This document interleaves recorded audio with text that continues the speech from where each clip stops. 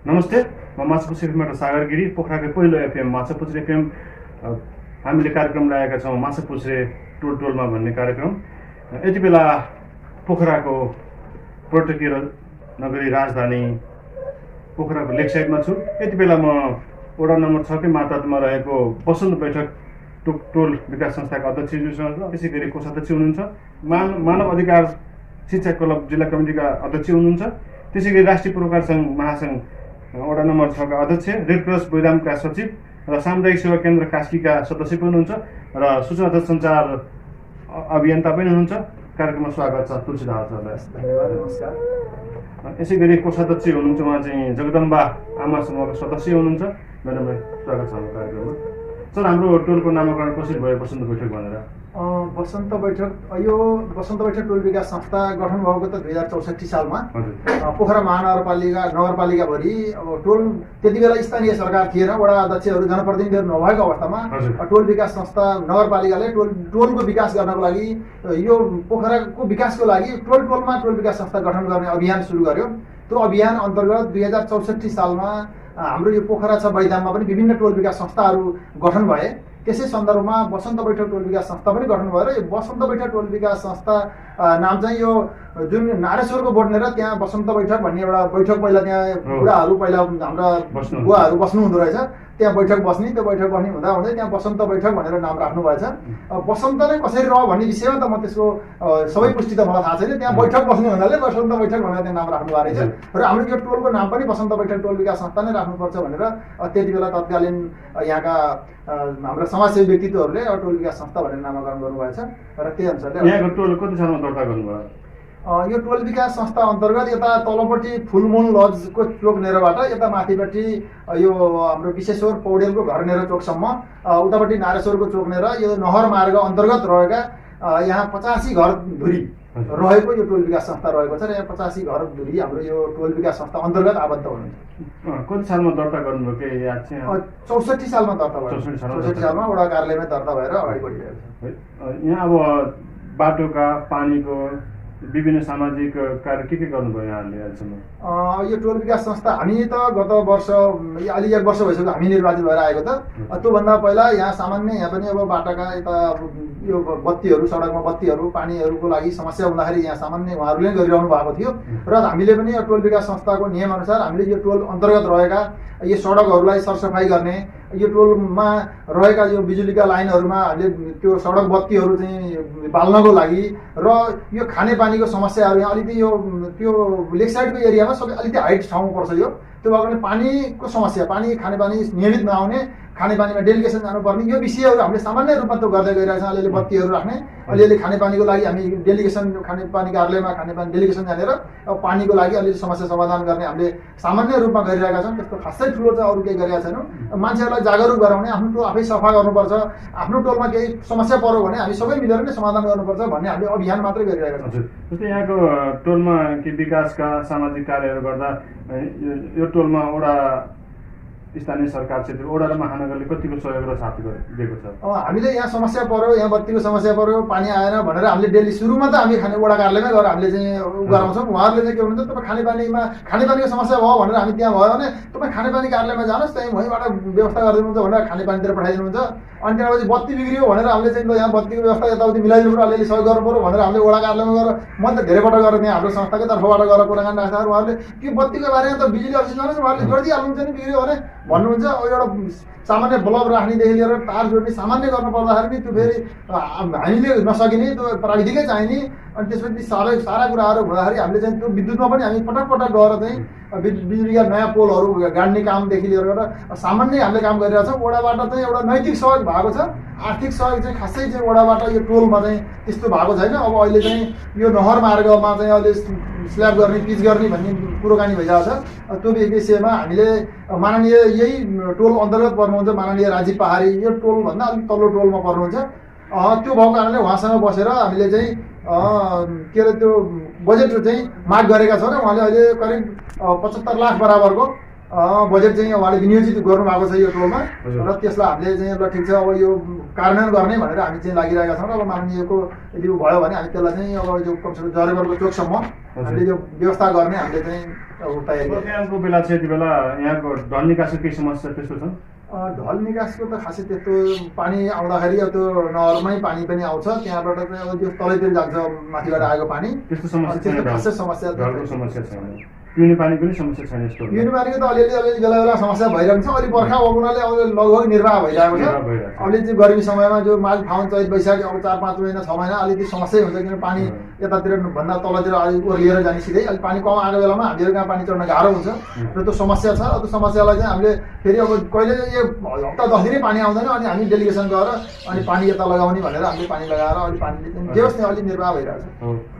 यो वसन्त टोलवासीहरू यहाँका घरमा केही समस्या पर्दा यहाँको टोलवासीहरू एकजुट भएर समस्या समाधान गर्नुहुन्छ त्यस्तो अप्ठ्यारो स्थिति पर्यो भने त यहाँ चाहिँ जुट्ने चाहिँ त्यस्तो हुँदैछ कसै कहाँ आगो लागि भयो कसै कहाँ केही त्यस्तो चाहिँ अप्रिय कसै कहाँ चोर आयो के भयो भने तत्काल ल यस्तो भयो भन्ने बित्तिकै सबै जुट्ने अब बेलुका राति कसै कहाँ चोर आउने यस्तो उस्तो समस्या पर्यो भने तत्काल चाहिँ सबैले आफ्नो आफ्नो घरमा के छ हतियारै लिएर भयो भने चोरलाई चाहिँ समाउने त्यहाँ चाहिँ त्यसलाई पुलिसले अब त्यस्तो किसिमको हामीले पटक पनि गरेका छौँ एकपल्ट यही नजिकै कहिले केही घटना त्यस्तो याद छ एकपल्ट हाम्रो चाहिँ यही टोलमा यहाँ आगो लागि भयो यहाँ हाम्रो यही टोल विकास संस्थाकै सचिव हाम्रो विजय पारी हुनुहुन्छ उहाँकै टाउमा आगो लागि हुँदा यहाँ हामीले चाहिँ गुहार भन्ने यहाँ चाहिँ 150-200 मान्छे आएर चाहिँ त्यसलाई पानी ल्याउने बाल्टी ल्याएर आगो टाउको आगो निभाउने त्यस्ता काम गरियो र हामीले थाहा पायो भने यो बैदामभरि कहीँ आगो लागि भयो भने त हामी त दौडेर टोल विकासको नाताले पनि गइन्छ म त रेड क्रस संस्थामा आबद्ध भएको नाताले विपद अन्तर्गत विपद समाधान गर्नुपर्छ भन्ने हिसाबले म तत्काल मैले चाहिँ कमसेकम ठुलो धुवा आयो भने त्यहाँ के भयो होला कोही 12 दिन त कुद्दै गयो भने कमसेकम बैदाम वरिपरिसम्म दौडेर पुग्न सक्छु भनेर हामी चाहिँ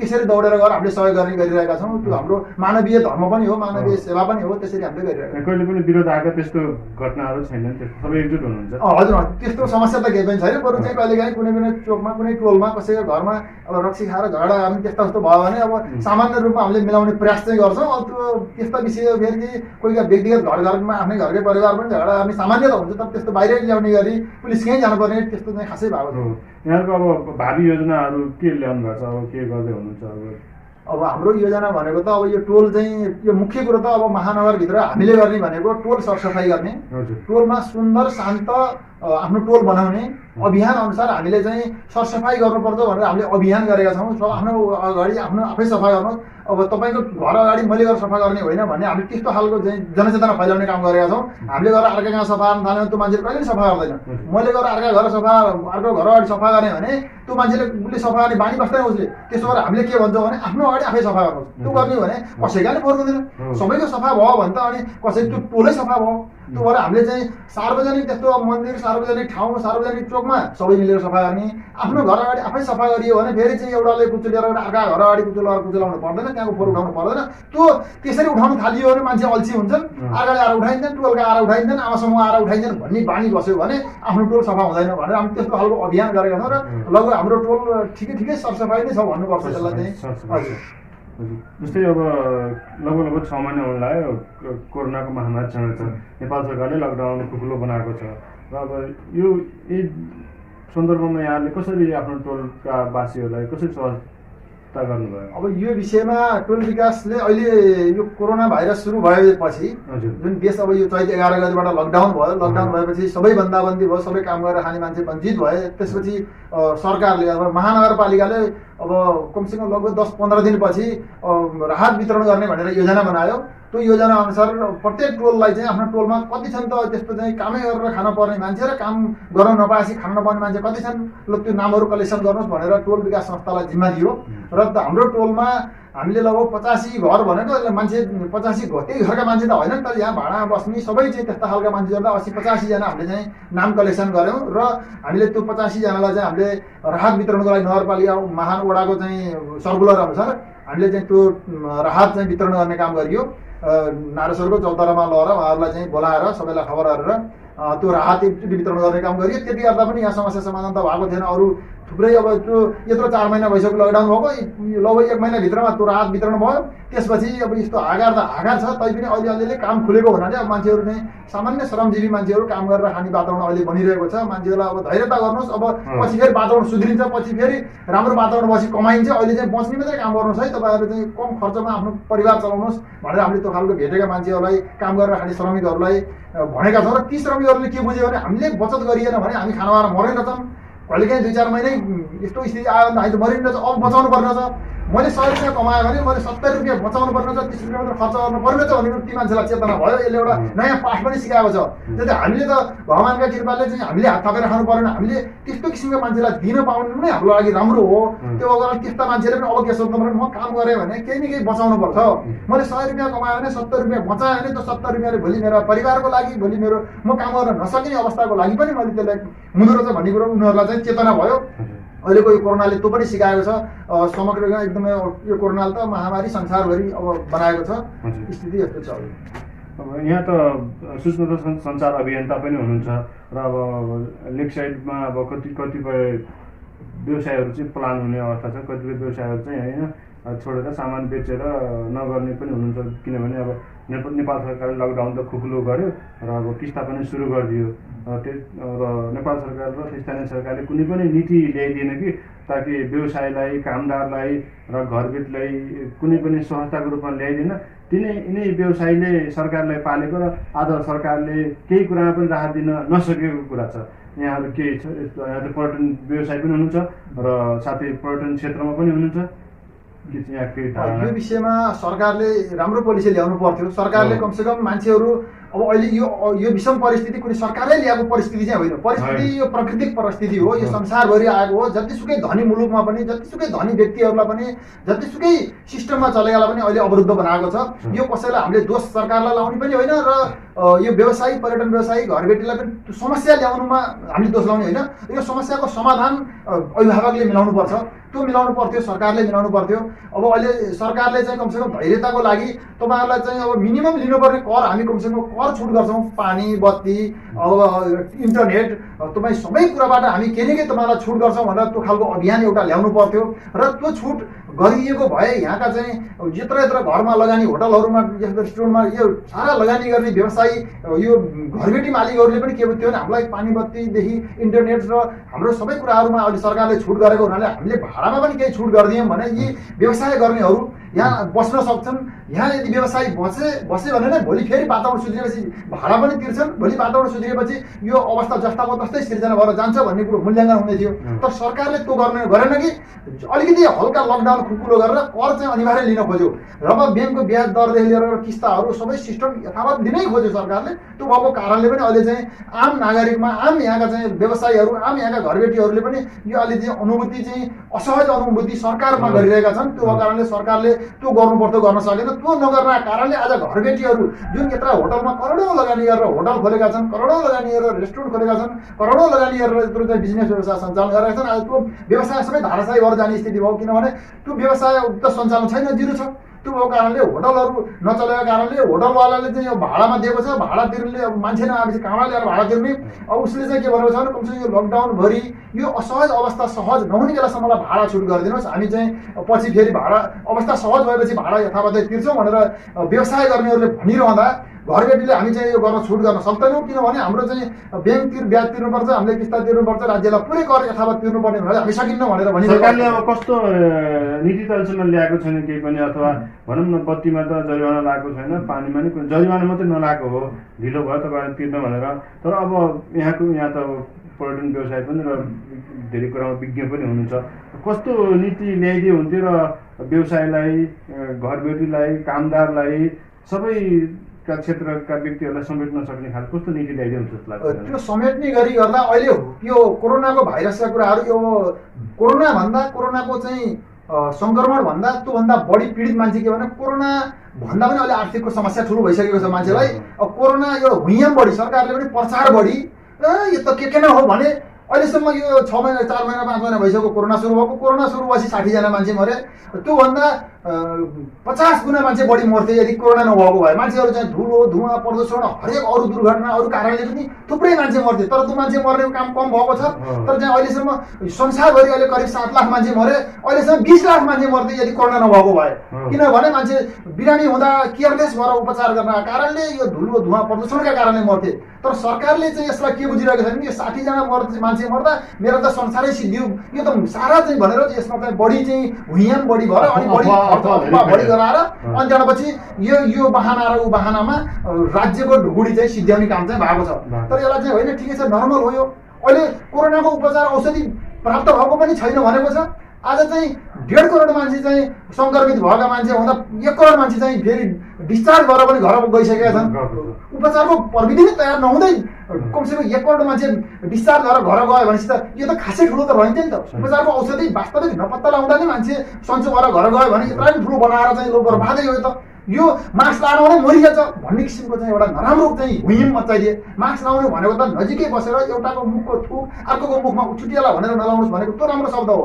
मास्क लाउँदा धुलो धुवा मुखमा नाकामा पर्दैन त्यो भएर मास्क नलाउनुहोस् भन्ने शब्द चाहिँ ठिक हो, तर मास्क नै उपचार हो। अथवा मास्क के अरे चाहिँ तपाईँको लाउँदा मान्छे बच्छ नत्र बेसार पाल्ने उपचार हो भन्ने मान्छे बेसार पाल्ने सन्चो हुने भए किन फेरि चाहिँ औषधि बनाएको छैन? बेसार पानीले ठिक हुन्छ भन्ने मान्छे उहाँ त डाक्टर त होइन, उहाँ त नेता हो। नेताले भनेको पछि यहाँ त यो हुइम बढी भएको छ, प्रचार बढी भएको छ, यसलाई चाहिँ नेगेटिभ सेन्स बढी लिएको छ। होइन रोग आएको छ, हिजो पनि महामारी आउँथे, पहिला नै आउँथे यस्तो महामारीका रोगहरू आउँथे। प्रचार कम हुनाले केही मान्छे मर्थे अनि फेरि अटोमेटिक सन्चो भएर जान्थे, अवस्था त्यो थियो। जनता धेरै सचेत भएर धेरै दुःख पाए हो। यो चाहिँ यस्तो स्थिति भएको छ। त्यसो भएको कारणले सरकारले गर्नुपर्ने काम भन्दा बढी हल्ला बढी चाहिँ नेगेटिभ सेन्स र अनि सरकारले त अब आफ्नो सत्ता जोगाउने सत्ता चाहिँ प्राप्त गर्ने किसिमको लडाइँमा लागिरहेको कारणले जनता चाहिँ पीडित भएका छन्। जनताको वास्तविक मा चाहिँ उपचार गर्ने वास्तविक चाहिँ के हो त? अब आइसोलेसन भनेको के हो, क्वारेन्टाइन भनेको के हो, कसरी उपचार गर्ने भन्नेमा गएको छैन। हामी केही अगाडिको घटना एकचोटि याद गरौँ न सर। जस्तै कि आजभन्दा 3 महिना अगाडि अथवा 4 महिना अगाडिको कोरोना खासै के थियो र? केही थाहा थिएन नि त। त्यति बेला चाहिँ सरकारले एकदम कडा रूपमा लकडाउन गर्यो अथवा प्रशासनै तपाईँको लौरो लिएर बाटामा हिँड्नुहुन्थ्यो उहाँहरू, होइन लखट्नुहुन्थ्यो कि बाँदरलाई जस्तो। तर आज चाहिँ कोरोनाको रोगी चाहिँ बढेका छन्। आज लकडाउन पनि खुकुलो गरेको छ, मान्छे जताबाट पनि आउनु पाएका छन्। किन त आखिर यो हो त्यही त हुइयाम बढी भयो। त्यति बेला चाहिँ वा यता के किन हो महामारीको भन्ने भयो। अहिले चाहिँ खासै केही पनि रहेछ भने सङ्क्रमित हुने भएको भए छन्। सङ्क्रमित भएका 100 जना मध्ये 1 जना मान्छे मर्छ, अरू बाँकी त फेरि सन्चो भएर गएको छन्। उपचारको औषधि पनि आएको छैन भनेको छ, उपचार सन्चो भएर पनि गयो भनेको छ। त्यसो भने खासै ठुलो चिज होइन। तर सचेत हुनुपर्छ, सरसफाइ हुनुपर्छ, कमसेकम मनतातो पानी खानुपर्छ, होइन चिसोबाट बच्नुपर्छ, हरेक फोहोरबाट बच्नुपर्छ, जीवाणु किटाणुबाट बच्नुपर्छ भन्ने किसिमको सचेतना गर्नु राम्रो हो। त्यो विषयमा हाम्रो दुमति होइन। तर यसैका नाममा खरबौँ खर्च भयो भनेर उपचार भनेको बेसार पानी हो भने खरबौँ खर्च पनि भयो भन्नु यो चाहिँ अलिकति चाहिँ मिलेको छैन। यो विषय चाहिँ सरकारले विज्ञले बुझेकाले सरकार सञ्चालक अभिभावकले यो विषयलाई चाहिँ अलिकति मध्यनजर राखेर गर्नु आवश्यक हो। के ठिक हो के बिठिक हो हामी आफै स्वयं जनता सचेत भएर चाहिँ त्यसको पछि लाग्न आवश्यक हुन्छ। सरकारले पनि कुरा सुन्नु, सरकारले भन्ने कुरा ठिक छ कि छैन, बेठिक छ कि छैन, अथवा विभिन्न व्यक्तिहरूले अब फेसबुकमा विभिन्न युट्युबमा सामाजिक सञ्जालमा पोस्ट गरिरहेका छ। यो ठिक छ भनेर मात्र सेयर गर्नुहोस्, ठिक छैन मात्र लाइक गर्नुहोस्, अफवाहको पछि नलाग्नुहोस्। अब आफैले पनि बुझ्ने कुरा होइन। हामी आफै सचेत रह्यो भने हामी सुखिरहन्छौँ। कोषाध्यक्ष हुनुहुन्छ, कोषाध्यक्ष चाहिँ के छ यहाँको कोषमा के कति जम्मा गर्नुभएको छ अनि कसरी कोषलाई यहाँहरूले महिनावारी कसरी आय स्रोत साधन के बनाउनु भएको छ? एक वर्षमा भनेपछि वार्षिक एक वर्षमा त एकचोटि समस्या आउँछ यहाँको टोलमा कि कस्तो हो? त्यस्तो होइन कि अब सबैजनासँग मिटिङ बसेर सहमति गर्दाखेरि सबैले अब एका घरमा समस्या पर्दा टोलबाट चाहिँ सहयोग गर्नुपर्छ, एका घरको समस्या आफै टार्नु भएको छ। त्यस्तै हो। अब यहाँ बेला बेला बत्तीहरू बिग्रियो भने हामी आफै यहाँको कोषमा के कति छ पैसा? खासै अहिले त खासै हाम्रो त्यति पुरा उठेको नि छैन, उठाउन नि 2-4 लाख त होला नि। अब त टुरिज्म एरियाले त पर्यटक यस्तो नि हामी पुरै छैन नि, हामी अब उताको डरबाट यतिसम्म अध्यक्षज्यूले भन्दै खोज्नुहुन्छ के कति छ? कोषमा के हो भने हामीले कोष लिने बेलामा हामी माइनसबाट सुरु गऱ्यौँ। 1 वर्ष लगभग भयो हाम्रो कमिटी गठन भएको। हामीले 85 घरगुरिया भने मैले 85 घरगुरियाबाट 85,000 उठ्न पर्ने।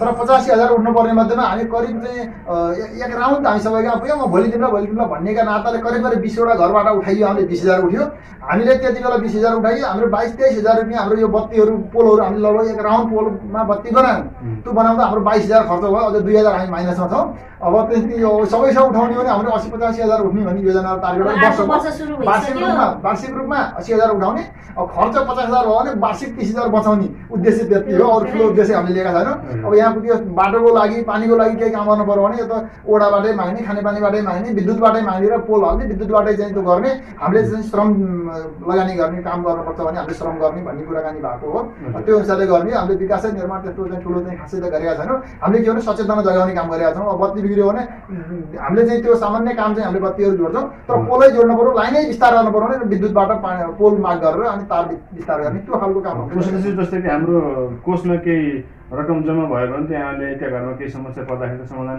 छिटै गर्न सक्नुहुन्छ नि त अर्को घरमा गएर माग्नुभन्दा अथवा व्यक्तिको मुड के होला किन दिने पैसा त्यो मैले के गरेँ भन्ने छैन यी कुराहरू आउन सक्छ नि त एउटा चाहिँ योजना ल्याउनुपर्छ जस्तो लाग्छ के लाग्छ तपाईँलाई त्यो त हो अब त्यस्तो कसैले अब मेरो घरमा यस्तो समस्या छ त्यसो भने त हामी एकजुट भएर गइन्छ होइन कोसमै नआए पनि व्यक्तिगत हिसाबले नि गरिन्छ नि त सहयोग त गर्नै पर्छ नि हुन्छ अन्त्यमा अध्यक्षज्यू माछापुच्छ्रे एफएम हेरेर सुनेर बस्ने सम्पूर्ण दर्शकवृन्दले के भन्न चाहनुहुन्छ यो माछापुच्छ्रे एफएम अत्यन्त लोकप्रिय एफएम पोखराको लोकप्रिय एफएम अहिले गण्डकी प्रदेशभरि यसको चाहिँ यो आवाजहरू गइरहेको छ यो माछापुच्छ्रे एफएम सुनेर बस्नुहुने सम्पूर्ण अहिले त हेरिनु पनि भन्नुपर्छ यसलाई त एफएम होइन टेलिभिजन पनि भन्नुपर्ने स्थिति छ किनभने यो मान्छेले हेरिरहेका पनि छन् देख्ने मात्रै सुन्ने मात्रै होइन कानले मात्रै होइन आँखाले पनि देख्न पाउँछन् अहिले त्यसो भने माछापुच्छ्रे टेलिभिजन माछापुच्छ्रे टिभी जस्तै भयो हेर्ने सबै श्रोताहरूलाई म आग्रह गर्न चाहन्छु तपाईँ आफू सचेत हुनुहोस् आफ्नो टोल आफै सफा गर्नुहोस् आफ्नो टोल आफै बनाउनुहोस् आफ्नो विकास आफै गर्न पहल गर्नुहोस् र आफ्नो स्थानीय निकायमा गएर गज्जाउने काम चाहिँ आफ्नो टोलबाट गर्दै जानुहोस् भन्ने म आग्रह गर्न चाहन्छु र अहिलेको यो